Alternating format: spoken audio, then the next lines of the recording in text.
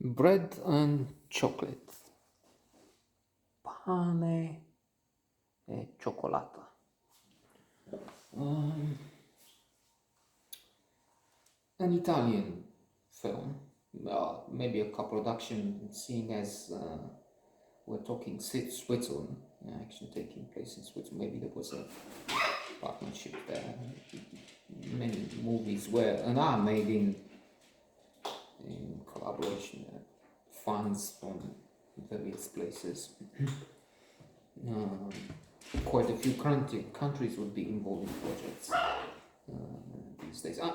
We're talking Europe. Hollywood can put together the. I was reading in The Economist that it's the $200 million on average for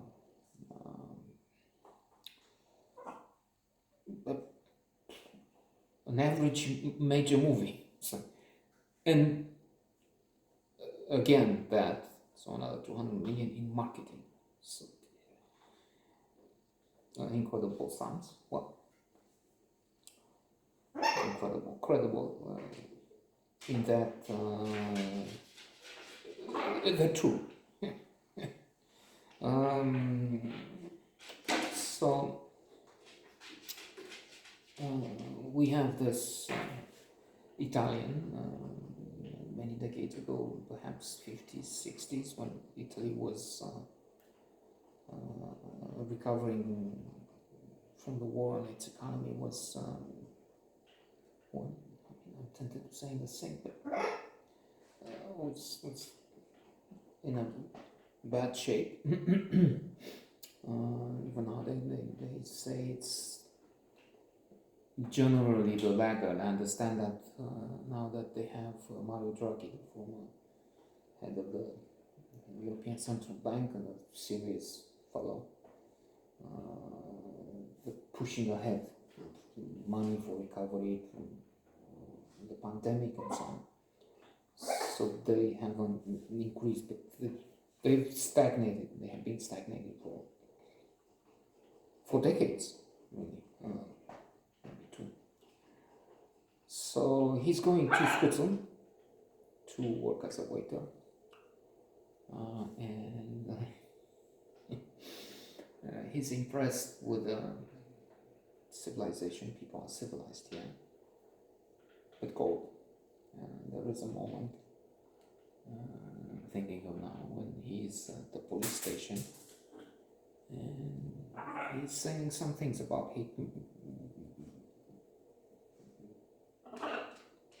his presence, that they find him at the edge of the woods. There's in the beginning he's running in the wood after a ball. He happens to stumble upon a cadaver, but he's very aware of his position. He's saying he's competing for this job with another man, a Turkish guy, and one of them will be thrown out without a job, and any suspicion, anything, of course, will be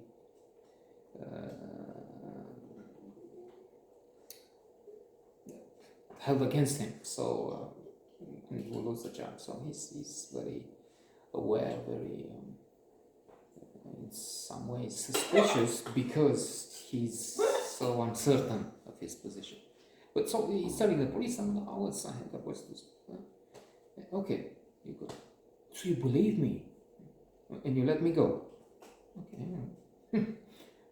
Thank you. It's so nice to be. I'm proud to be in a civilized country. Because in other places,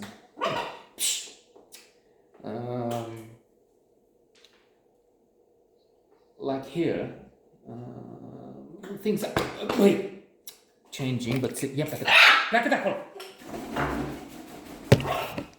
don't see him, but he's destroying things. He's taking advantage. He's not on camera, like those bad people, thieves. So he knows there's a camera, and he's going where. Okay, so we don't have any proof, and I can. So I was saying here.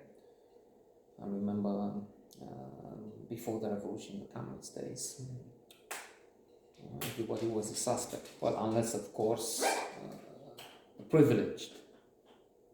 animal farm, George Orwell, all animals are equal in communism, only some animals are more equal than others.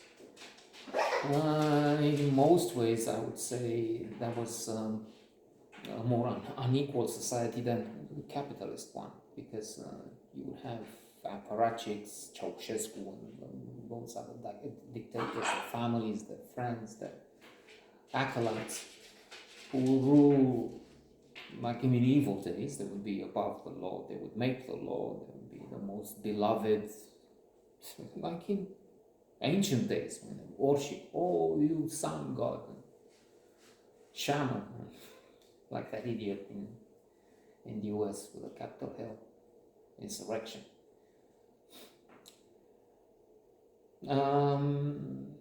And so the others were suspect. There was this thing, there were no phones, never mind mobile phones, and we didn't have a house, flat, great flat. So I had to wait outside to queue, to search a lot, walk for miles to find a working public phone. Because many would just eat the change needed to put coins.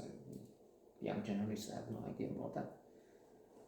And nobody would give you coins. I mean, you have to buy cigarettes or whatever to get some change. If I have, I don't just give you coins. Coins were hacked because of the need for public phones, which were eating, as I said, the coins. So I have one last coin. I need to make the score, to meet the skull, and tell her I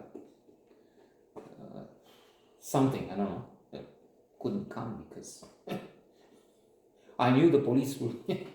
And then they eat my last coin. I mean, okay, disaster. She will be, I don't know. She's coming from, I don't know, from 600 kilometers away. Or, oh my God, she's going back. I can't make it.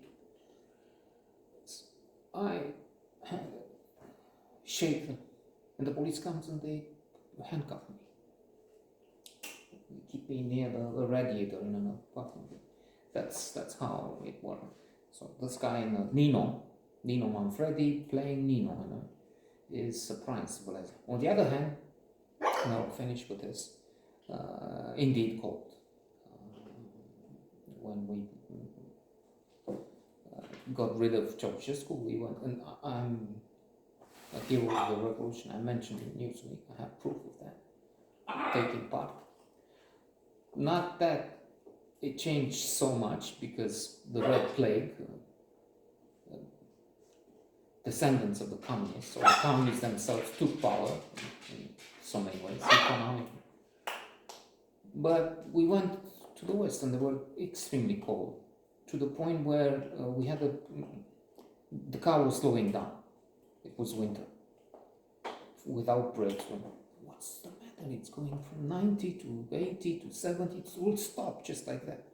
So we, along the highway, gas stations, listen, do you have it? We have this thing with the assistance, with content. You're coming from, which is the thing, as you know, in so many places. Populism, through the waves of immigrants now from Belarus, they were, people don't like it, they're stealing the jobs, they say. So there are reasons, but we, and gas station after gas, cold and mean, until finally one took pity and said, look, you have to pay 10 Deutschmarks at that time. 50 shillings, and you get this additive, you put it in the tank, and it should be fine. And it was. But they wouldn't tell me. So, civilized, yes, but cold. Fish cold.